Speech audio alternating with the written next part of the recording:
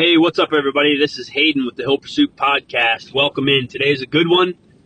Today is a car cast. I was driving to Beaver Falls, PA, to get onto the race course for the upcoming Rabid Raccoon 100K, 100 mile. There's a couple other events as well that are avoiding me right now. I can't think of what else is happening. I think there's like a midnight half marathon, but I spent some time today on the course. I got 2 loops of roughly the 12.5 to 13 mile loop that the 100K and 100 mile race is held on, and it was my first time on the course. So I completed 27 miles roughly, and I have a lot of feedback.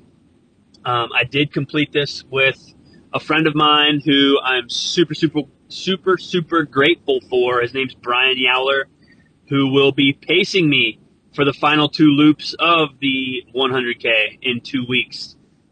Today is March 1. This will likely be airing. This will likely be airing the week of Rabid Raccoon, so about a week and a half from today. So when you're hearing this, just know the day of this Rabid Raccoon prep or simulation was March 1, and the weather was different. So make sure you follow along and listen to this cast, because the weather was, I wouldn't say crazy, but varying, I guess, or unpredictable. So definitely tune in and listen to that. But I start the cast just on the way to the trail, just with like some expectations, things that are going on, talking about the morning a little bit, and then I get back in the car immediately after completing the 27 miles and just kind of dive right into how it went. What was good, what was bad, what was challenging. Talk a little bit about the course layout itself, markings, etc., etc. I think there's some really good nuggets in here. If you're someone who's going to be racing the Rabid Raccoon on March 15th, definitely tune in for sure. Follow along, listen to this. If you have any questions, I am always, so if you've listened before, you know I'm always willing to have a conversation. So if that's the case, please reach out to me. Find me on socials.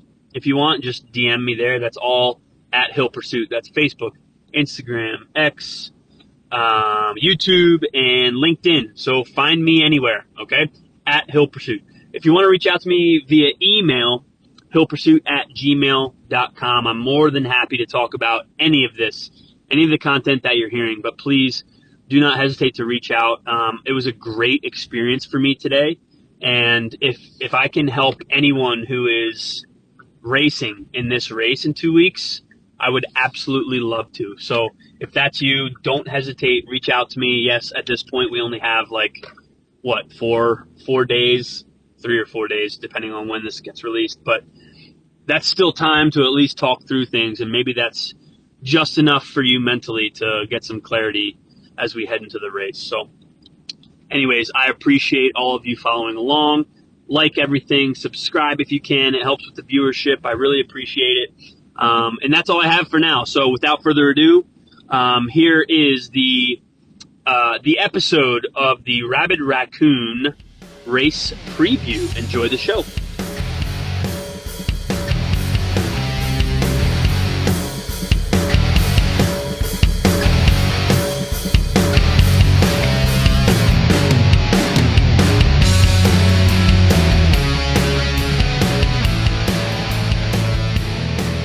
Hey, what's going on, everybody?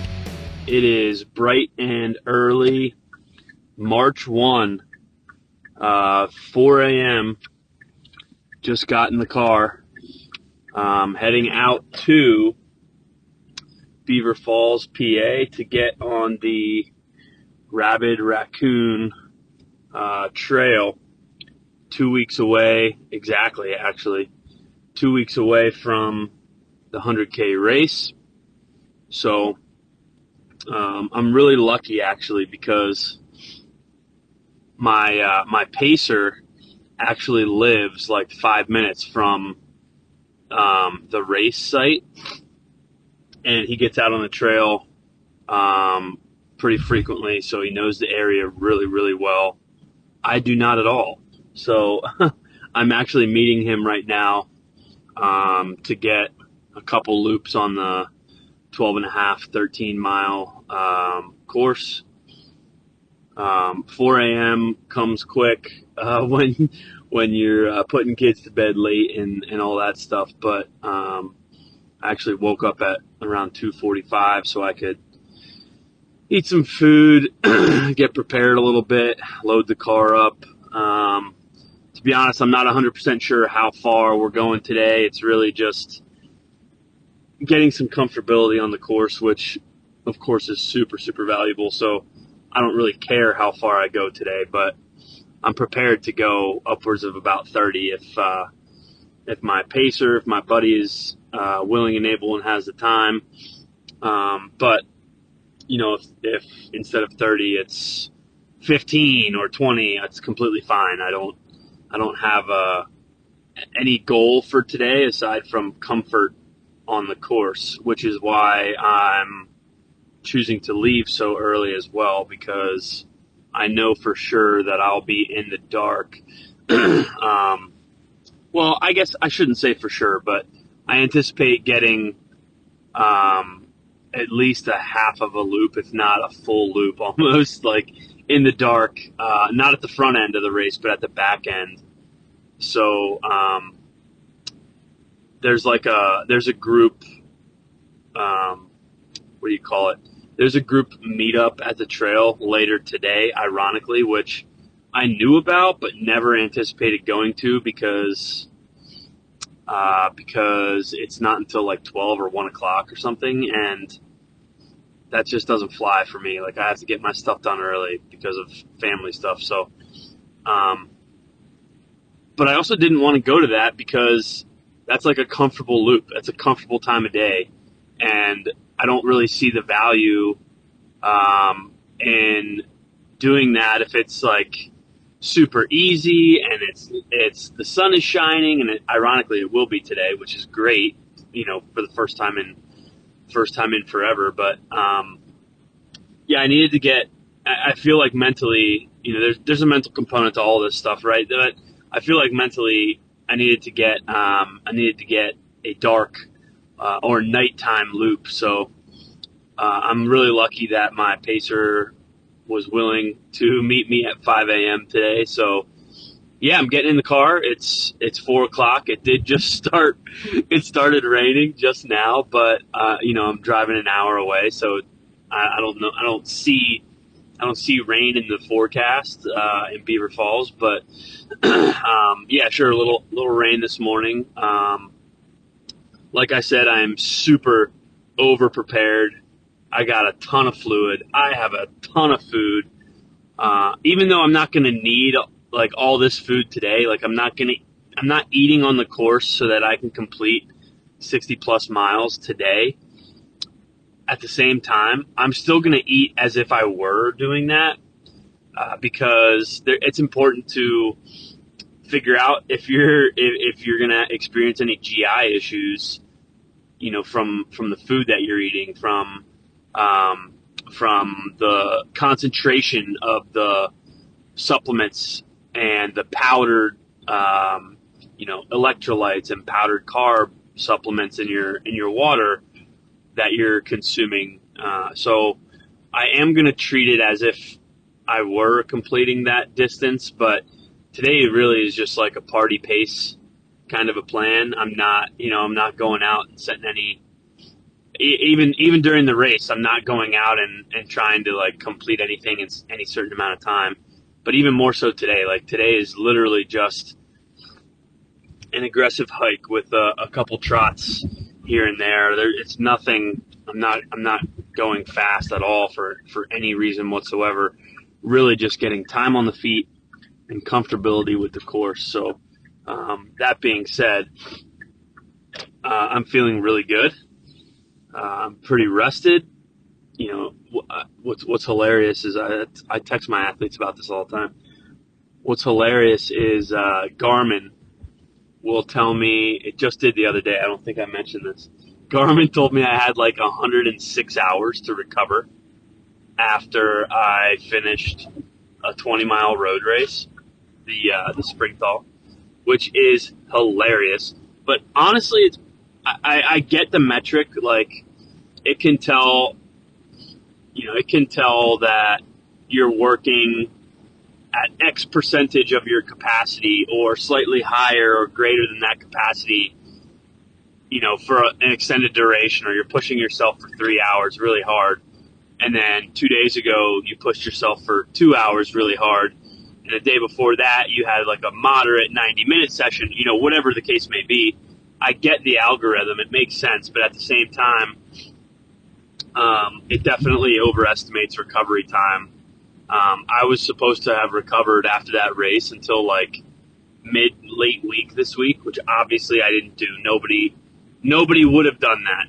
I think I even exercised the very next day. Not anything crazy, but just, getting some blood flow, facilitating recovery, reducing, any inflammatory response from that 20-mile race. Like, 100 plus hours recovery just is ridiculous. I mean, it was not an ultra marathon. It wasn't an Ironman. It was 3 hours of like moderate to, maybe low zone 4 work. So it was not crazy, but, anyway, that's super funny.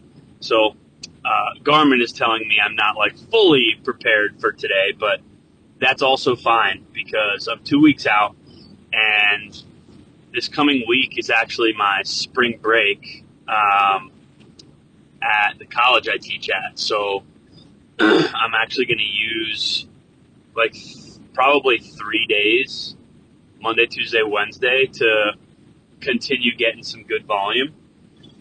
And then I'll start pulling back on Thursday. So I'm fine being a little bit tired right now, according to Garmin's metrics, and not being fully prepared and recovered, because you got to do this stuff on tired legs almost all the time.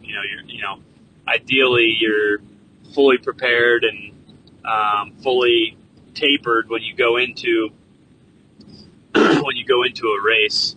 Right, but I'm not at the race yet, so I'm going to continue beating myself up a little bit, pending injury, of course, and, take on some more fatigue, accumulate some more fatigue, and try to gain a little bit more fitness, and at the very least, preparedness, and the next, 5 days, and then we'll start pulling things back. But today's just part of that. It's just time to get comfortable, on feet on the actual race course, which I'm super excited about.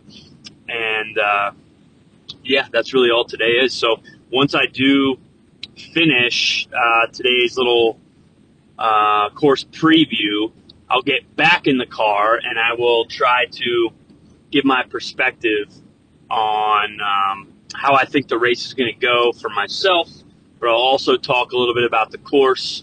I mean, I'll get some good, I'll have at least like a solid hour to hour 20 in the dark, so I can speak to that point about any intricacies or specifics related to the actual course or trail in the dark, which is great because a lot of people who participate in Rabid, Raccoon, will be getting multiple loops in the dark, especially if you're a 100-miler, which is really cool. The race is, I think they have like a midnight half marathon. There's like a 5K, and there's a 100K, and there's also a 100-mile distance. So there will be a lot of athletes getting loops in the dark, right? So, and I anticipate myself being one of them. So happy to give feedback there wherever it's relevant. Just talk about the course, talk about my experience, and then once I'm done, like I said, I'll get back in the car, and I'm also going to reflect on how I feel I could perform in the race, how I feel things go with my pacer. I anticipate nothing but good things from my pacer. He ironically is someone who has participated in some of my research projects at Grove recently, and he's a faculty member as well. So, we have that connection. And then on top of that, I've known him since before I got to Grove because he's related to another friend of mine who I've done marathon preps with and trained with and raced with before. So he's related to that friend of mine, and we've had the connection for a little while. And then I moved to Grove and started teaching at Grove, and we didn't get super close or anything, but now we're conducting endurance athlete research at Grove, whether it's related to triathlon or marathon, half marathon runners. And he's a participant now, so we've gotten a little bit closer in the last year to 2 years. Literally just floated the question. I was like, "Hey man, are you free? Are you free this weekend? And do you want to hit up this trail for 25 miles with me and try to drag me along as my pacer?" Super ironic. He lives 5 minutes from the race course, which shocked me because that means he's commuting an hour-ish to work every day. But I mean, small world where I've known Brian for a while now, and now he's about to pace me on a course that he lives right next to, which is just awesome. So I'll talk about that as well. I'm just really excited. I mean, this is new territory for me. I've never even been out to Beaver Falls. So one, getting out to Beaver Falls, and then two, of course, getting on the actual 100K course. Just give me a lot of data. It'll give me a lot of information, a lot of feedback related to, the expectations I have sitting here right now versus the expectations I will have, in 7-8 hours from now, when I hop back in the car and reflect on how today went, essentially. So I anticipate my expectations will shift because this is a sport that involves a lot of unknowable, like what we know versus what we don't know versus not knowing what we don't know. Like, there's a lot of detail in this sport, and you learn a lot by experiencing a lot. So I'm happy to get out on the trail today and see how this goes for me. And that's all I have. So this is a car cast, meaning I will hop back on. There'll be a small transition here. I'll hop back on, and the next time you hear from me will be after hopefully between 20 and 30 miles of trail today. Again, we'll see where that takes me in terms of weather, in terms of my pacer's availability today. We kind of haven't even really discussed that, just the willingness to come out for a few hours at least. But I'm hoping between 20 and 30 trail miles, or at the very least just gaining comfortability on the trail, on the race course. And so the next time you hear from me will be post, we'll call it a race simulation or race prep on the Rabid Raccoon Trail in Beaver Falls. So I will talk to you very soon. Okay, here we are. We're back in the car from the Rabid Raccoon, essentially prep, right? I decided to do 2 loops with my buddy who lives like 5 minutes from the race course, which is super, super lucky for me that I even considered asking him, because I had no idea how close he even lived. And now it turns out that I might be able to stay at his house the night before, potentially the night after the race. Like, lots of good things are falling into place. I do feel really, really lucky for finding him as a pacer. I also asked him like a week ago, 2 weeks ago, like, "Hey man, do you want to pace me for this 100K?" Sure, he's not even allowed to pace me until the last 2 loops, so 40 miles in, the last 25 miles. But he said yes immediately, and we just did 27 miles together. So, like, at the drop of a hat, he was ready to do 27 trail miles, which just unbelievable. I'm like super, super lucky. That his name's Brian Yowler. Super lucky that he is willing and able. And then, obviously not many people can, being willing and saying, yeah, man, I'll help you out. That's one thing, but dude just did 27 trail miles with me, so he's capable as well. He's fit enough to help me.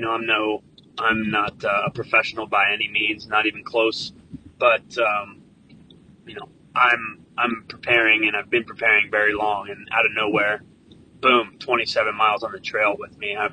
I was just super impressed and thankful. I couldn't stop saying it. I'm like, dude, are you good? Like, I can't believe you're good. Like, I'm working hard right now. I can't, I just couldn't believe it. It was great. I was thrilled. So let's talk about it a little bit. So, just got in the car, did 2 loops. Not perfect loops. The trail is, I would say, very well marked, very well marked. And we did at least 90 minutes in the pitch black dark this morning, starting at 5 a.m. So, headlamps, and to see the trail, there were markings on trees, and they all had, every tree marking had reflectors on it. So, if you flashed your headlamp even close to the vicinity of the trail that you're supposed to be on, boom, you saw it. It was awesome. I'd comfortably say I could not have done that whole first loop by myself in the dark. But at the same time, I probably, it would have taken me significantly longer. I don't know, honestly. I found myself being like, wow, how do we know where we're going? Oh, there's another trail marker. But at the same time, it was there were moments that I was completely out of the, I lost orientation of what direction I was going, or, and there's a lot of switchbacks, and the trails intersected, and if you didn't look the correct direction in the dark, you might have missed a signal or something, or a sign. So again, he's run the trail before, just super, super lucky and very grateful that he was willing to help me. But we pulled up at, right at 5 o'clock, and it was 40 degrees. It was beautiful. It was almost too warm. And I dressed for the cold because it was a really strange day. I dressed for the cold because the day got very cold, very fast as we started our first loop. So within, right now, I got back to my car, it's 22. So it was 40 at the start at 5 a.m. and now it's 22, 7 hours later. So we knew it was going to be a very odd day. And it's good that we did it today, because tomorrow is about to be frigid cold. And I think we got lucky, because earlier this week, today was supposed to be frigid cold. Now, there were some complex issues that came up from the cold, but anyways, it wasn't cold until really the second loop. But anyways, 40 down to 22. So it was a weird day. Planned for that. I didn't do any outfit changes at all. I just kept my Under Armour stuff on and ended up feeling really comfortable in terms of thermoregulation and yeah, I don't know, I wasn't overheating at all. If I was, I just I had a beanie on and popped the beanie off for a couple minutes, threw it back on. There were some wind gusts on the south end of the trail. It was it started snowing, and the entire ground was snow covered. It was actually beautiful. It wasn't crazy snowing, but it was snowing enough that everything but the trail was covered. So when the sun came up, it's not the sun's really out, but once once it was no longer pitch black, I guess, it just looked really, really beautiful in terms of, you can see the entire trail. It was super easy to navigate, and everything else, all of the other, the woods, the grass, the the dirt, the mud, whatever. It was all just snow covered. So it was a really cool scene as we were kind of navigating like the single person path, which I'll get to that, I guess. But anyways, weather, no real issue. It was good to get out in the dark. You have to plan for like crazy weather, and it wasn't really crazy. I said this to Brian as we were running, like, I have like I think I have 5 20+ mile runs as part of this block in terms of like building volume for this race. And every single one of them was awful, horrible weather, absolutely atrocious weather, like freezing cold, raining, massive wind gusts, snowing, ice, like something was wrong with every single 20-mile run I've had so far. This one was by far the best weather, even though it dropped down into the low 20s. It was still the best weather I've had by far. Excuse me. So that was like super exciting, and it felt good to get mileage in like a different weather situation rather than like running in the middle of the night for 20 miles, which I did, and it was like 6 degrees, and all of the nozzles on my water bottles and the bladder I was carrying, all of them froze. So I don't remember if I said that in the previous cast, but it was like I couldn't get water for like 10 miles into my 20-mile run. Yeah, it was awful. I couldn't drink anything. So everything was frozen. And if you don't believe me, I promise everything froze within the first mile. I grabbed my nozzle to take a sip. Everything frozen. Everything.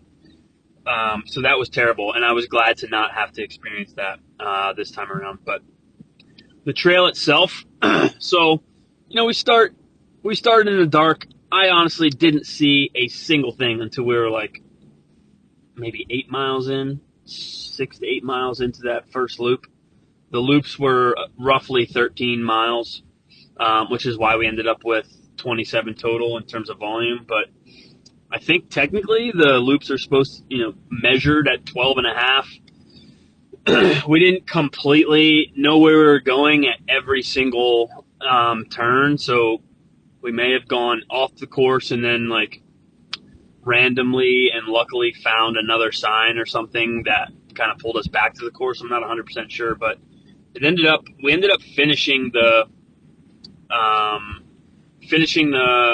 second loop at like literally 26.0 something, and then we just kind of jogged a little bit of a cool down, which maybe is dumb or not, I don't know, but that took us up to 27. So the loops were roughly 13 miles. The first loop honestly, it felt really strange because there were probably 2 miles, maybe 1.5 miles, where you're running on the road, you're not on any trail, and it's just like flat pavement. And it didn't feel weird at first, right? Because we hadn't been running on the trail yet.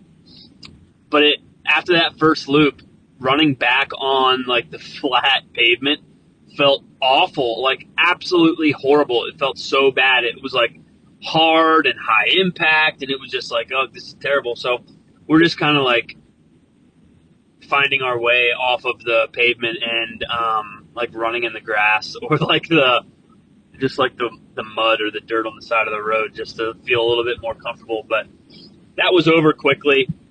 And, it's dark, so I couldn't really see, but there was a really beautiful lake on that first loop that you spend probably a mile of running around it, which was really, really cool. Of course, we did hear it in the morning, but I couldn't see any of it. It literally pitch black when I say we started at 5. We started at like 5:03 or something. It was very, very early.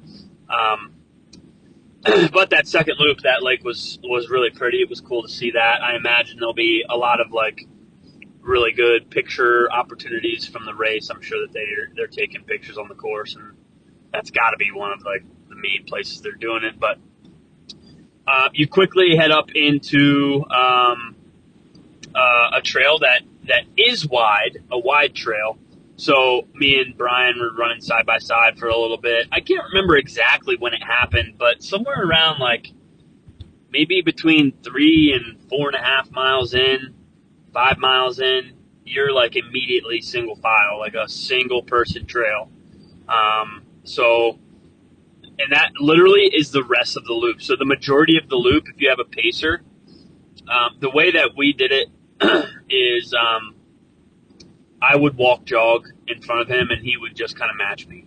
He'd stay with me, close enough that we're chit-chatting, about whatever, either about the terrain. I'm sure there'll be more discussion about the actual race on race day, but we're just talking about anything. So, which was super helpful, right? And I'm sure it'll be even more helpful when I'm 50 miles in. But yeah, that was cool. It was a little bit different having that much trail, that much of the loop being completely, a single person lane, like essentially like single file, which I have certainly run on before. I've not raced in a trail race like that before, but the majority of it was awesome. Like I had nothing but good things to say.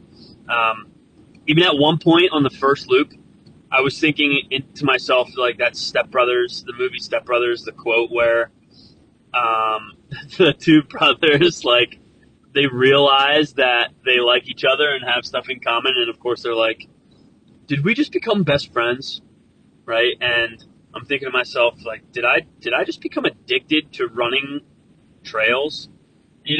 Like, I don't know what the answer is, to be honest. I don't know. Maybe I did, but I really enjoyed myself. It's the longest trail run I've ever done. Most of the trail running that I have done has actually, ironically, just been rucking. On occasion, I'll leave the rucksack and, I'll jog on the trail a little bit. And I say on occasion, that's rare. For the most part, I use it as like a way to cross train when the weather's nice. So today was a nice change of pace. Great to be back out on the trails in decent weather, in some daylight. Thank God. Not everything. Most of my training, if you've followed anything that I do, any podcasts that I've put out, most, if not all of my training is literally done in the dark. Like it's either inside or once the weather breaks, I'm getting outside, but it's all early morning because of the kids, because I have a family. So people who have a family, like, you can do it. You just have to sacrifice something on one end of the day, either the front or the back end. So for me, I'm thankful and lucky I'm able to, like, get to sleep pretty decently. I mean, today's alarm was 2:30 in the morning, which nobody likes that. It kind of sucks for me even to hear myself say it, because that's rough. But at the same time, that's what I had to do to get my coffee, get some food in, drive 50 minutes to the trail, get set up to be running close to 5 o'clock. I mean, that's what I had to do. So it is what it is. I got like 4.5 hours of sleep. Not the end of the world. Not the best, but not the worst thing in the world. So, anyways, it was great. I mean, coming back to some of the switchbacks, I guess. I think a good strategy is, and I actually intended to bring my GoPro and I forgot, and I wish I did, because you would have been able to see all of the different, the terrain, which is, of course, there's going to be different terrain, flat pavement, then, somewhat of a rails to trail, not a rails to trail, but like that soft rock, that, like that pebble rock that you find on rails to trail. But then also just like aggressive hiking straight up and down, which of course you're going to get when you participate in a trail race. Not many people do that on their own for fun. People do this regularly, but if you're going to participate in a trail race, sure, you got to be ready for it. But I just wish I could have shown you how varied the terrain was, because it really was. It was all over the place. Snow covered. There was a river crossing where we were up to our mid-thigh in cold water in 22-ish degrees. It was frigid. And yes, we did the river crossing. There was there was a road bridge that we could have like run an extra quarter mile and gone across the road bridge instead of the river crossing. I don't think so. The river crossing is part of the race. If the race is 20 degrees, you're going across the river. You're wading through it to your mid-thigh. So yeah, he's like, do you want to do this or do you want to go across the bridge? Follow me, man. We're getting in the water. So yeah, and we were up to our mid-thigh, and it actually, I'll be completely honest, it felt incredible for like 15 minutes after. It almost felt like a cold plunge or something like that, where it's like reducing inflammation acutely. And of course, like most of the wear and tear when you're a bigger guy, that's me, I'm a little bit of a bigger guy.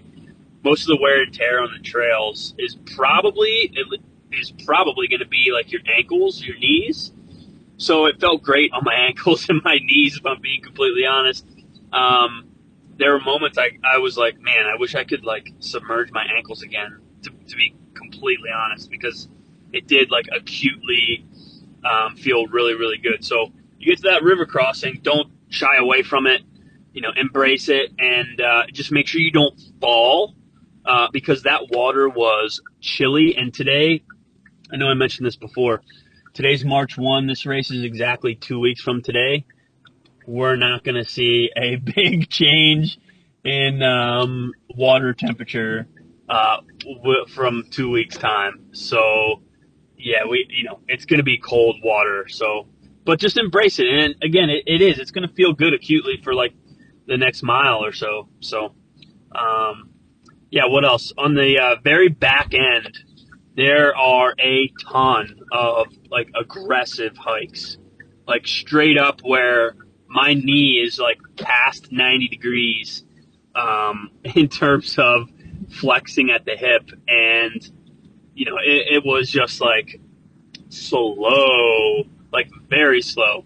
So when we were jogging, we were between like 11 and like 13-minute pace. When we were hiking, whether it was up or down, it was, I don't even know. I didn't even look. It was less than 20 minutes per mile, because that's how aggressively inclined or declined it was. I didn't even look at the total elevation. Let me look real quick. But yeah, so I'm not someone who's married to a pace at all for this race, because it's so incredibly varied, like so incredibly varied. I have no desire to force myself or, hold myself to a pacing strategy or anything. My goal is left foot, right foot, left foot, right foot, and I am completely fine with that. Here's the total elevation: 4,119 feet. So in 2 loops, that's correct. That's what their website says. 2 loops, about 2,000 feet of elevation gain per loop. And what goes up must come down. And when I say that, I mean like there were a couple descents that I know when I'm exhausted, I am just going to be on my butt going down, and it is what it is. I'm hoping I don't have to do that until the last, maybe even just like the last loop. But there were a couple descents that were very muddy, and I am not going to shy away from doing what I have to do to get down them safely, because going down those things just shreds your quads, just destroys your quads. And what's crazy is if it's a short descent, you don't feel your quads getting all ripped up, because metabolically you're not breathing as heavy as you go down. If you're climbing a hill, you're going to feel your ventilation increase massively, right? But when you're descending, you don't feel the intensity in your chest in terms of your breathing. You feel it in your quads, and boy, did we feel it. There were some descents that were just so monstrous. So, long story short, it was incredibly valuable for me to get onto the actual race course today. One, to get onto it at all. Two, to get onto it in the dark, because I have 5 loops. If I'm averaging 3.5 hours per loop, I mean, if I'm at 3 hours per loop, there's 15 hours. I'm finishing at 10 p.m. because it's a 7 a start. Like 10 p.m. if I'm 3 hours per loop. And I'm going to be honest, I'm not going to be 3 hours per loop. I'm probably going to end up averaging 3.5. And if I have to, average slower than that, I'm going to. So I'm fully prepared to be finishing this thing as late as I need to be finishing it. But I will be finishing it. But anyways, and then number three, another big benefit was just to get out there with Brian. Get out there with Brian because, the way that we mesh together, when we're both experiencing pain. Now today, maybe it was just him experiencing pain. I'll be honest, like, I'm not completely shot or anything. We were pretty much party pacing it today, which is great, and that was the whole point of today, just to get on the trail. But I imagine that by the time that we're on loop 4 and 5, which for him is loop 1 and 2, I will be in significantly more pain than him, obviously. So we need to know how we're going to work together. So we were talking about that, should he be motivating me? Should he be telling me to suck it up? Should he be telling me, hey, pull back a little bit here, or let's jog on this flat, et cetera, et cetera, et cetera. So that was good for us to experience together and at least just kind of talk through some things. And it was cool. We had 7 hours of time together today, and we really appreciated the time that we had, and it was very beneficial for both of us. I think in summary, I'll get going here, but I think in summary, like, I'm very, very excited for this race. It's brand new for me. It's new territory. I've never completed or attempted an ultra marathon. So this is brand new. I'm super, super stoked about it. I wouldn't say I have imposter syndrome, but for the lack of a better term, that's what comes to mind in terms of I definitely have doubts. I'm not focused on my doubts or anything, but there's just so many variables that can ruin your day. That can ruin your day when you're out there, and it's one of those things. I even said this before I got out of the car earlier, but it's one of those things that you don't know what you don't know. And again, and I'll say this again, I'm okay with that. But at the same time, I have no goal aside from left foot, right foot. Left foot, right foot. Let's finish this thing. Let's keep moving forward.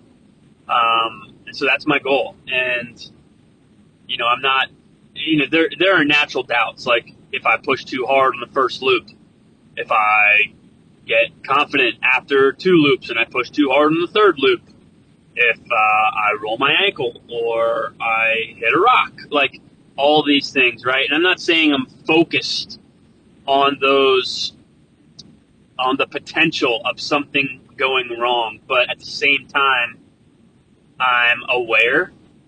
I think that's a good word. I'm aware that a lot can go wrong. And I think it's going to be a challenge for me to also pull back my effort. Because 2,000 feet of elevation gain per loop, 2,000 plus, is quite a bit. Meaning that this entire race will be probably 11 to 12,000, based on it's a little bit more than 4 for the 2 loops that I got. So it'll probably be like 11,000 feet of total elevation. That's a lot. And again, you don't always realize how much that's taken out of you as it's happening. So I'm going to really have to pull back my effort until, in my mind, until I get to Brian, so that, which is the last 2 loops, so that we can essentially just mirror exactly what we did today and finish those last 25, 26 miles together and strong and, just get to this finish line. So that's all I got in terms of this Rabid Raccoon race preview. Again, super excited, feeling very thankful to have found Brian. One, he lives so close. I may stay at his house. Two, he is fit and able and willing to help me out, and I'm just super, super appreciative. So I'm really excited about this race. If you're listening to this, this is probably going to release on the Tuesday, Wednesday, somewhere during the week leading up to the race. So again, this is March 1. That means we have a week and a half before this is going to get released. If you're hearing any of this and you want to ask me more specifics related to the course, because I'm literally just kind of spewing things off the top of my head that were memorable for me today in the 2 loops that I completed. But if you have questions about anything, intricacies related to the course, the layout, things I did not talk about because, again, I don't have anything written down or notes or anything, but please reach out to me. I would love to just have a chat. That is not a problem. I love talking about this stuff. That's why I am putting this podcast out, because I like to I like the idea that if someone's listening to this, maybe it'll help them even just a little bit. So it's a nice conversation. If you heard anything you want me to elaborate on, you want to touch base, just email me, hillpursuit@gmail.com. In the meantime, if you want to check out, follow along, like, subscribe to any of the socials, it's all just at Hill Pursuit. That's Facebook, Instagram, X, LinkedIn is kind of new, but LinkedIn, and then a YouTube channel as well. So some of these podcasts get up onto the YouTube channel. Some of them are just audio, but in any case, find us, like, subscribe. Email me at hillpursuit@gmail.com if you have any questions. You can also check out our website, which hopefully by the time this is airing, the website will be fully renovated. That website is just hillpursuit.com. You can find out anything related to coaching, this podcast, and all others. We have a shop, background information, athlete testimonials. Let me help you. Reach out to me, find me. I'd be happy to do so. That's all I have for now. Thank you all for listening. Have a blessed day. And if you're racing Rabid Raccoon, come find me. And best of luck to you. We will see you next time.